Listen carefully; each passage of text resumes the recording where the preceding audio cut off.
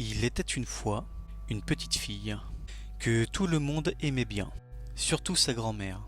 Elle ne savait qu'entreprendre pour lui faire plaisir. Un jour, elle lui offrit un petit bonnet de velours rouge, qui lui allait si bien qu'elle ne voulut plus en porter d'autres. Du coup, on l'appela Chaperon Rouge. Un jour, sa mère lui dit « Viens voir, Chaperon Rouge. Voici un morceau de gâteau et une bouteille de vin. Porte-les à ta grand-mère. Elle est malade et faible. Elle s'en délectera. Fais vite, avant qu'il ne fasse trop chaud. Et quand tu seras sur le chemin, sois bien sage. Et ne t'écarte pas de ta route. Sinon, tu casseras la bouteille.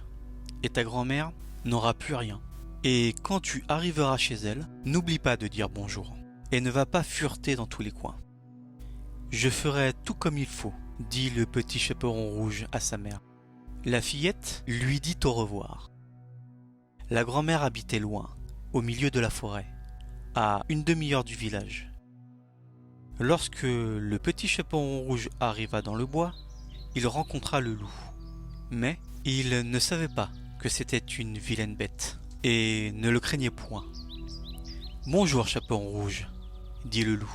« Bonjour, loup, » dit le chaperon rouge. « Où donc vas-tu si tôt, chaperon rouge ?»« Chez ma grand-mère. »« Que portes-tu dans ton panier ?»« Du gâteau et du vin.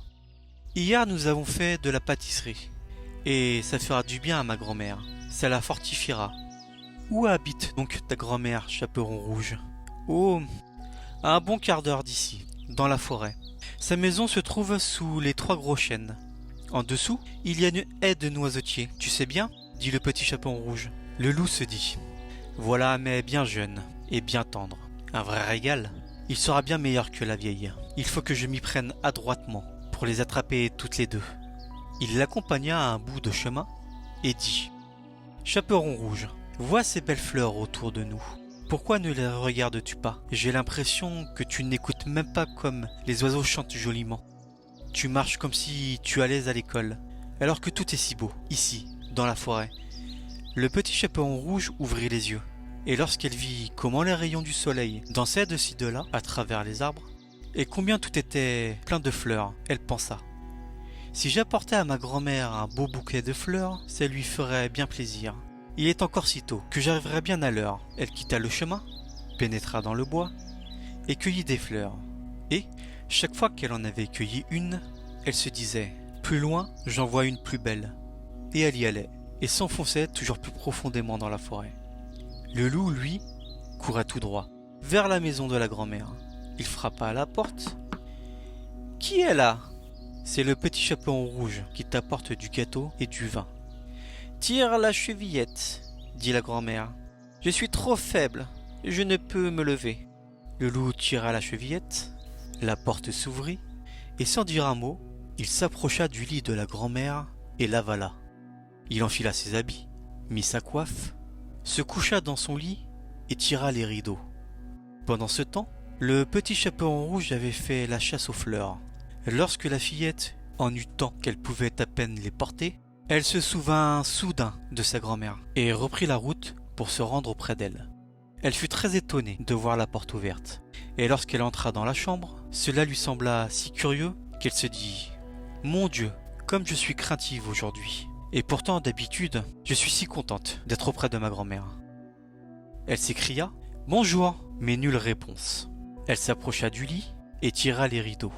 La grand-mère y était couchée, sa coiffe tirée très bas sur son visage. Elle avait l'air bizarre.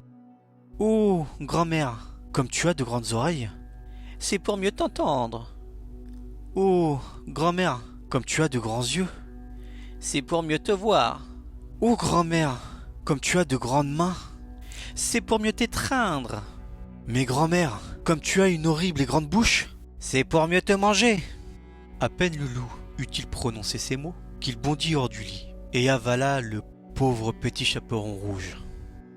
Lorsque le loup eut apaisé sa faim, il se recoucha, s'endormit et commença à ronfler bruyamment. Un chasseur passait justement devant la maison. Il se dit « Comme cette vieille femme ronfle, il faut que je voie si elle a besoin de quelque chose. » Il entra dans la chambre, et quand il arriva devant le lit, il vit que c'était le loup qui y était couché. Ah, c'est toi, bandit, dit-il. Voilà bien longtemps que je te cherche. Il se prépara à faire feu lorsque tout à coup, l'idée lui vint que le loup pourrait bien avoir avalé la grand-mère et qu'il serait peut-être encore possible de la sauver. Il ne tira pas, mais prit des ciseaux et commença à ouvrir le ventre du loup endormi. À peine avait-il donné quelques coups de ciseaux qu'il aperçut le chaperon rouge. Quelques coups encore, et la voilà qui sortit du loup, et dit « Ah, comme j'ai eu peur, comme il faisait sombre dans le ventre du loup !» Et voilà que la grand-mère sortit à son tour, pouvant à peine respirer. Le petit chaperon rouge se hâta à chercher de grosses pierres, et en remplissa le ventre du loup. Lorsque celui-ci se réveilla, il voulut s'enfuir. Mais les pierres étaient si lourdes qu'il s'écrasa par terre et mourut. Ils étaient bien contents tous les trois. Le chasseur dépouilla le loup et l'emporta chez lui. La grand-mère mangea le gâteau et but le vin que le petit chaperon rouge lui avait apporté. Elle s'en trouva toute ragaillardie.